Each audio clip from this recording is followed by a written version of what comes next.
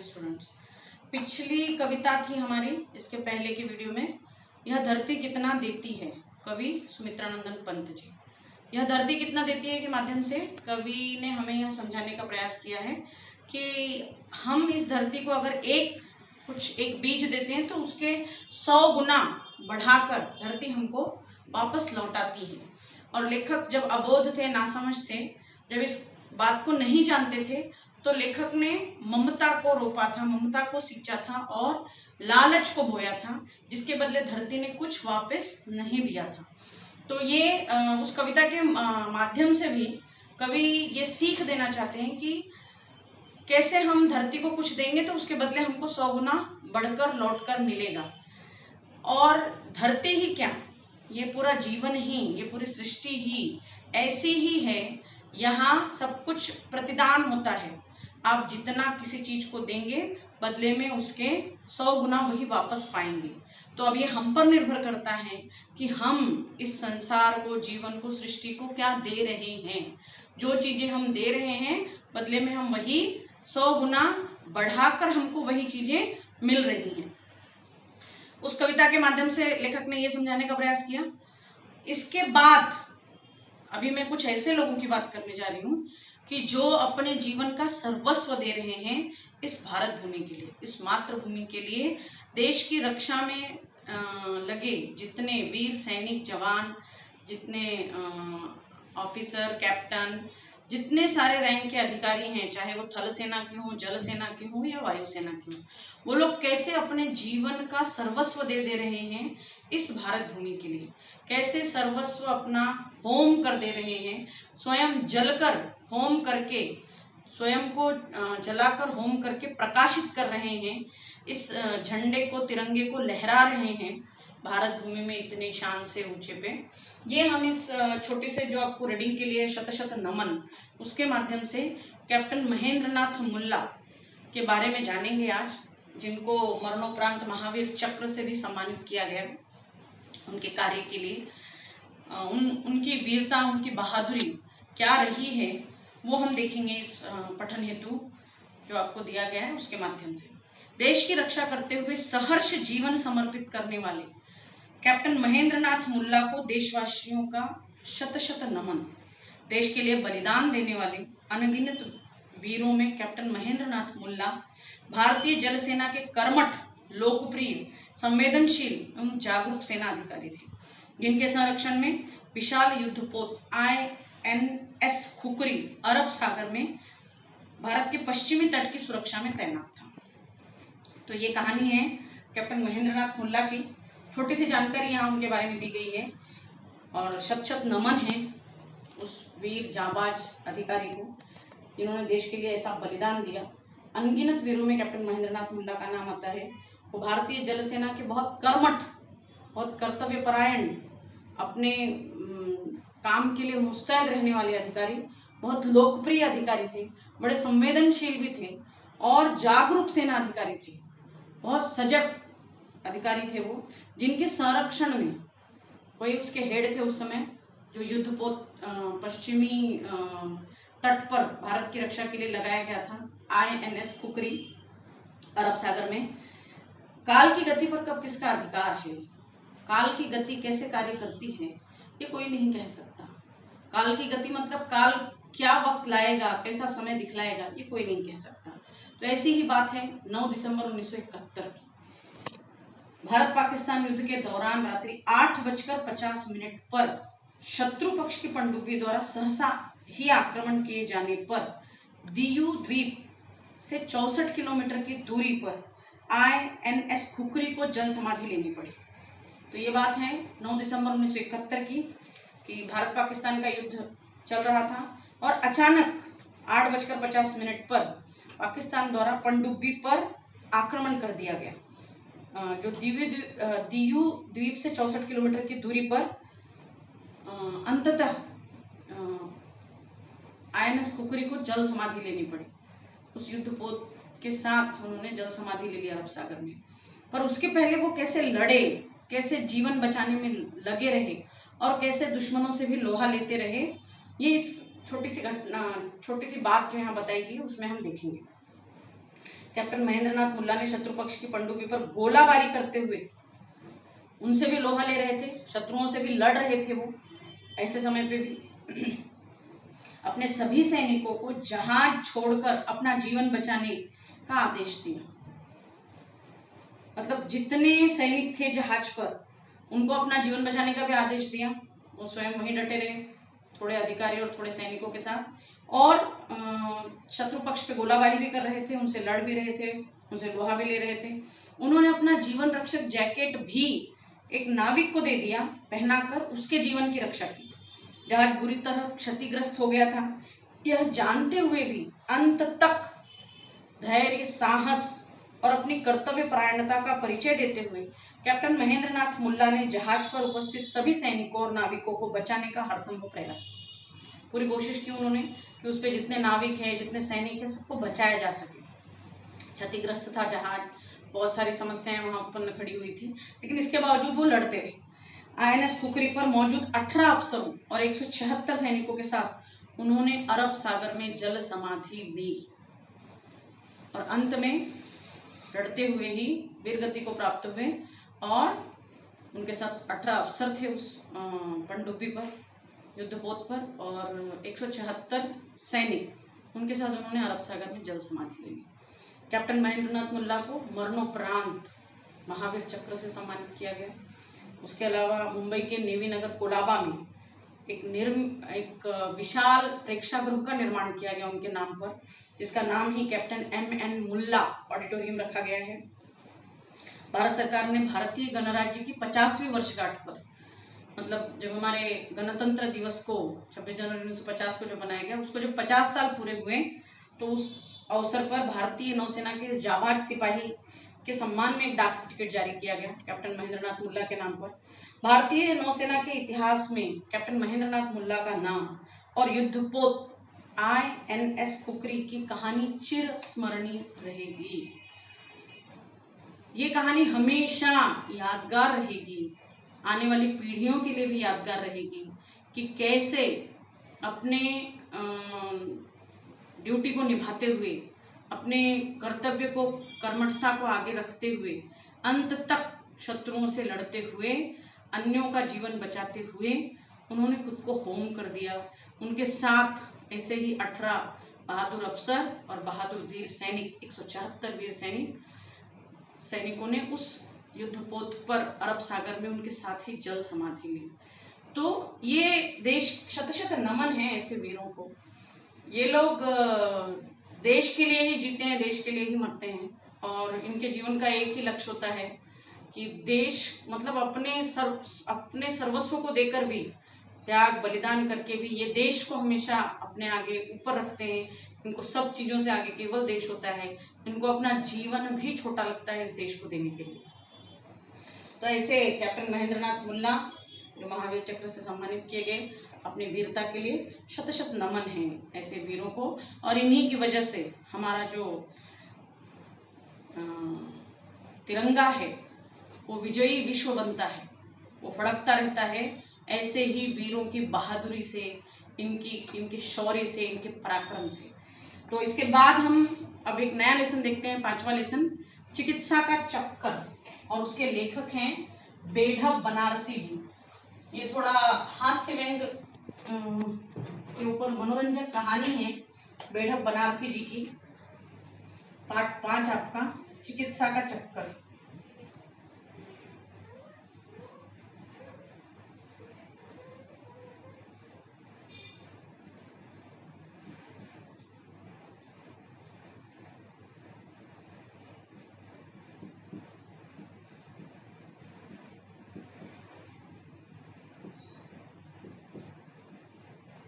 बेढब बनारसी अपनी ऐसी हास्य व्यंग्यपूर्ण कहानियों के लिए ही प्रसिद्ध हैं। मैं थोड़ा सा इनके बारे में आपको पहले जानकारी की। रचनाओं के सिद्धहस्त लेखक बेढब बनारसी जी का जन्म 11 नवंबर 1885 को उत्तर प्रदेश के वाराणसी नगर में हुआ था। इन्होंने बेढब बनारसी उपनाम से हिंदी में लगभग 1 दर्जन गद्य और पद्य साहित्य की रचना की है। उनकी कविताएं प्रेम और राजनीति से जुड़ी हैं। कहानियों में 20वीं सदी के मध्यम वर्गीय परिवार और गांव के लोगों की समस्याओं का व्यंग्यपूर्ण वर्णन मिलता है।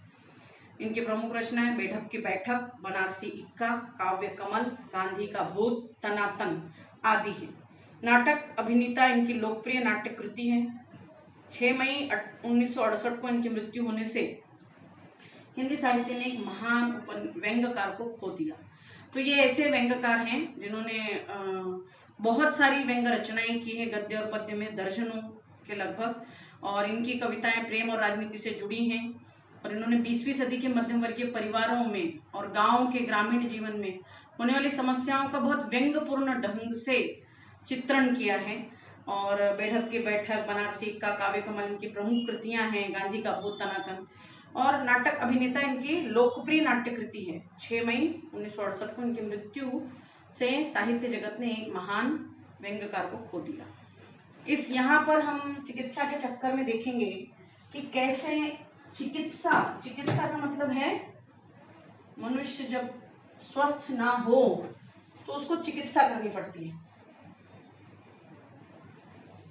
चिकित्सा क्यों करनी पड़ती है? क्योंकि जब अगर स्वास्थ्य अच्छा नहीं है, कोई शरीर में, अभी शरीर यंत्र जैसा ही तो है, अगर कोई बिगाड़ आ जाए, इसमें बुखार हो जाए, सर्दी हो जाए, जुकाम हो जाए और बहुत सारी बड़ी बड़ी दूसरी प्रॉब्लम्स है, पेट दर्द हो रहा है, शरीर का कोई अंग दुख रहा है, तो चिकित्सा करनी पड़ती है।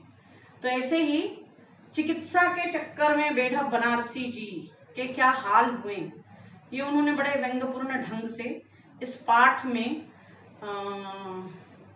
बहुत सारी छोटी छोटी घटनाओं के माध्यम से हमको दर्शाने का प्रयास किया। सबसे पहले हम देखते हैं कि थोड़ा सा पाठ का जो सार है शुरुआत का। हमारे देश में चिकित्सा की कई पद्धतियां प्रचलित हैं। किसी बीमार पड़ने पर उसे देखने के लिए आने वाले लोग अपना अपना नुस्खा और चिकित्सा पद्धति आजमाने की सलाह देते हैं। चिकित्सा प्रणालियों के चक्कर में फंसे लेखक की बड़ी ही मनोरंजक कहानी है। हमारे देश में चिकित्सा की कई पद्धतियां प्रचलित हैं। कई पद्धतियों में मतलब जैसे हम बोलते हैं कि होम्योपैथी है, एलोपैथी है, आयुर्वेदिक एक पैथी है, अभी तो निसर्ग उपचार भी पद्धति है। तो ये बहुत सारी अलग अलग पद्धतियां हमारे यहाँ प्रचलित हैं।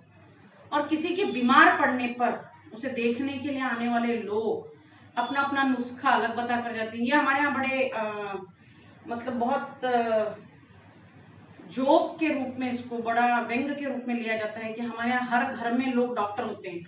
पर इसके पीछे ये है, भले कहा जाए मजाक में, पर इसके पीछे की सच्चाई ये है कि हम लोग जिस भूमि से संबंध रखते हैं, भारत भूमि से, यहाँ सच में लोग बहुत सारी समस्याओं को पहले घरेलू उपचार पद्धति से ही सुलझा लेते थे।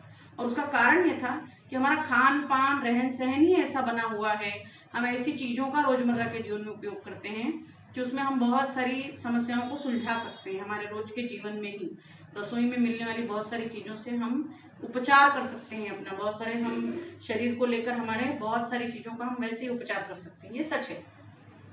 लेकिन ठीक है, इस पे जोक बहुत बनते हैं कि यहाँ हर घर में डॉक्टर होता है, हर घर में सर्जन होता है, लेकिन उसके पीछे की सच्चाई ये थी। लेकिन अभी ऐसा भी होता है कि बहुत सारी नुस्खे बताए जाते हैं।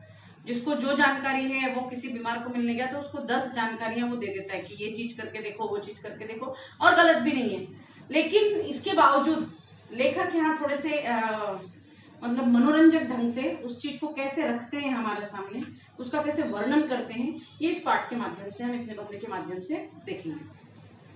बड़ी मनोरंजक कहानी लेखक की है।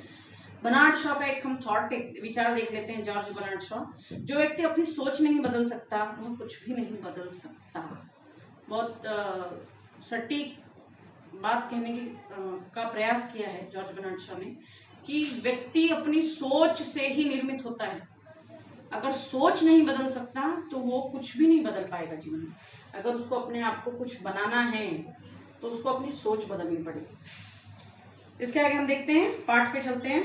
मैं बिल्कुल हट्टा कट्टा आदमी हूँ, देखने में मुझे कोई भला आदमी रोगी नहीं कह सकता।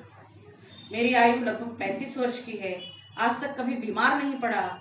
लोगों को बीमार देखता था तो मेरी बड़ी इच्छा होती थी कि किसी दिन मैं भी बीमार पड़ता तो अच्छा होता। मेरे बीमार पड़ने पर हंटले के बिस्कुट, जिन्हें साधारण अवस्था में घर वाले खाने नहीं देते, खाने को मिलते। यूडी क्लोन की शीशियां सिर पर कोमल करों से बीवी उंडेल कर मलती।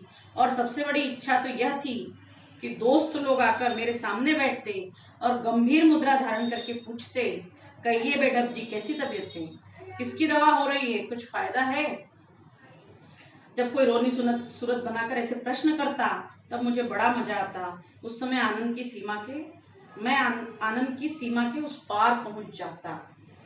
लेखक बताते हैं, मैं वैसे बिल्कुल हट्टा कट्टा आदमी हूँ, मेरी आयु 35 वर्ष है। मुझे देखकर कोई भी अच्छा आदमी, भला आदमी मुझे रोगी नहीं कह सकता, क्योंकि वो रोगी है भी नहीं। लेकिन छोटे बच्चों जैसी एक इच्छा, जैसे छोटे बच्चे की एक इच्छा होती है कि स्कूल ना जाना पड़े, इससे तो अच्छा है मैं बीमार पड़ जाऊं। और मनुष्य का एक स्वभाव ये भी होता है कि वो बहुत सिंपैथी गेन करना चाहते हैं। कुछ लोगों का स्वभाव होता है कि उनको बाकी लोग मिलें, पूछें, देखें क्या हुआ, क्यों परेशान हो। ये मनुष्य के स्वभाव में ही होता है, स्वभावगत होता है मनुष्य का स्वभाव, कि वो चाहता है कि अपनी तरफ किसी और का ध्यान आकृष्ट करे, वो कि उसको पूछा जाए उसको क्या दर्द है, क्या तकलीफ है। तो यहाँ लेखक भी यही एक जो मनुष्य की कमजोरी वाला गुण है उसके बारे में बता रहे हैं कि जब मैं किसी और को बीमार देखता हूँ तो मेरी भी इच्छा होती कि मैं बीमार पड़ूं। क्यों? क्योंकि फिर मुझे ऐसे लोग पूछने आएंगे, मेरे बारे में पूछेंगे, और सभी के बारे में बताते हैं कि क्या क्या होगा मेरे साथ। जो मैं घर में बिस्किट, ऐसे हंटले के बिस्कुट जो सामान्य अवस्था में घर वाले खाने नहीं देते, वो मुझे खाने के लिए मिलेंगे। जो यूडिक्लोन की शीशियां हैं, उस तेल को सर पर कोमल करो से, मतलब कोमल हाथों से मेरी बीवी उंडेल कर मालिश करेगी मेरे सर की। मतलब सब मेरी सेवा में लगे रहेंगे, सब मेरी शुश्रूषा करेंगे। उसके अलावा दोस्त, सबसे बड़ी उनकी इच्छा कि दोस्त आएंगे उनको पूछने के लिए कि कैसे हो भाई बेढप जी, कैसी दवाई चल रही है, किसकी दवा ले रहे हो, कितना फायदा हुआ। बड़ी रोनी सूरत बनाकर, बड़ी गंभीर मुद्रा में जब दोस्त आकर पूछेंगे तो मेरी सीमा, मतलब मेरी आनंद की कोई सीमा नहीं रहेगी। मेरा आनंद सीमा के उस पार चला जाएगा। मतलब जब एक्चुअल होता यही है कि भाई आप वो व्यंग्यकार हैं, हर चीज में से व्यंग्य ढूंढते हैं।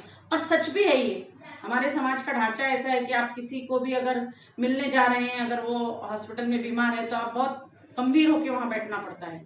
आप हंसते हुए, चुटकुले सुनाते हुए नहीं बैठ सकते हैं, क्योंकि बाकी लोग इसको सही नहीं मानेंगे कि ये क्या तरीका है भाई कि आप हंस रहे हो और वहाँ मजाक बना रहे हो। वहाँ पेशेंट है, रोगी है, उसकी मानसिक स्थिति को समझना चाहिए। तो जबकि होना ये चाहिए, सही देखा जाए तो होना ये चाहिए कि उसको बड़ा हल्के फुल्के में लेना चाहिए, उसको बल्कि ढांढस बधाना चाहिए कि बड़े जल्दी अच्छा हो जाएगा। पर ऐसा होता नहीं है, बल्कि कुछ दूसरी घटनाएं हो जाती हैं, दूसरी चीजें घटने लगती हैं वहां पर। तो लेखक ये सारी कल्पनाएं कर रहे हैं कि अगर दोस्त लोग मेरे सामने आकर बहुत गंभीर मुद्रा में बैठकर ऐसे प्रश्न करते कि कैसी बेढप जी, आपकी तबीयत कैसी है, किसकी दवा हो रही है, कुछ फायदा है क्या। जब कोई रोनी सूरत बनाकर ऐसे प्रश्न करता तब मुझे बड़ा मजा आता। उस समय मैं आनंद की सीमा से के उस पार पहुंच जाता। हाँ, तो एक दिन मैं हॉकी खेल कर आया, कपड़े उतारे, स्नान किया, शाम को ही भोजन कर लेने की मेरी आदत है। पर आज मैच में रिफ्रेशमेंट जरा ज्यादा खा गया था, इसलिए भूख न थी। श्रीमती जी ने खाने को पूछा, मैंने कह दिया कि आज स्कूल से मिठाई खाकर आया, कुछ विशेष भूख नहीं है। तो लेखक एक दिन ऐसे ही शाम में हॉकी खेलकर आए, घर पर आए, फिर से नहाए धोए, कपड़े बदले और शाम में खाना खा लेते हैं जल्दी। तो पत्नी ने पूछा तो बोले कि नहीं, आज वैसे भी स्कूल से वो रिफ्रेशमेंट नाश्ता करके आए थे और कोई भूख नहीं थी विशेष, और ज्यादा खाकर आए थे रिफ्रेशमेंट, नाश्ता बहुत अच्छे से किया था उन्होंने, उनको भूख नहीं थी। इसलिए जब खाने के लिए पूछा पत्नी ने तो उन्होंने कह दिया कि नहीं, कोई विशेष भूख नहीं है। मैंने कह दिया कि आज स्कूल से मिठाई खाकर आए, कुछ विशेष भूख नहीं। उन्होंने कहा, पत्नी ने कहा कि विशेष न सही, साधारण सही, मुझे आज सिनेमा जाना है, तुम अभी खा लेते तो अच्छा था, संभव है मेरे आने में देर हो। उनकी पत्नी कह रही है कि ठीक है, आपको विशेष भूख नहीं है, लेकिन अगर साधारण भी भूख है तो आप खा लीजिए, अभी खा लीजिए। क्यों? क्योंकि पत्नी को सिनेमा देखने जाना है और आने में देर हो जाएगी, संभव हो देर हो जाए, तब तक आपको रुकना पड़ेगा खाने के लिए। तो पत्नी जिद करती है कि खाना खा लीजिए। लेखक ने यह सुना, मैडम बनारसी जी ने, और फिर उन्होंने इनकार नहीं किया। उस दिन थोड़ा ही खाया, 12 पूरियां थी और वही रोज वाली आधा पाव मलाई खा चुकने के बाद पता चला कि प्रसाद जी के यहाँ से बाग बाजार के रसगुल्ले आए हैं। रस तो होगा ही, कल तक संभव है कुछ खट्टा हो जाए। 6 रसगुल्ले निगल कर मैंने चारपाई पर धरना दिया। रसगुल्ले छायावादी कविताओं के भांति सूक्ष्म नहीं थे, स्थूल थे। अब लेखक पत्नी के इतनी जिद करने पर मना नहीं कर पाए खाने के लिए, क्योंकि लेखक की मतलब बातों से ही लग रहा है जिस तरीके से हैं वो, उनका तरीका कि वो खाने पीने के बड़े शौकीन है। तो पत्नी ने इतनी जिद की कि नहीं थोड़ा ही खा लीजिए, कोई विशेष भूख नहीं, साधारण भूख तो होगी, थोड़ा खा लीजिए, मुझे आने में लेट होगा, इनकार नहीं कर पाए। लेकिन उस समय भूख थी नहीं लेखक को, इसके बावजूद उन्होंने खाना खाने की कोशिश की।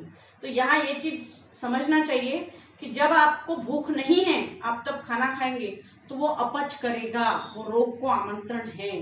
भूख लगने पर ही खाना खाना चाहिए, भूख लगे बिना खाना नहीं खाना चाहिए, भोजन करना नहीं चाहिए भूख लगे बिना। इसको हम बाकी बचे हुए लेसन को नेक्स्ट वीडियो में देखते हैं। थैंक यू बच्चों।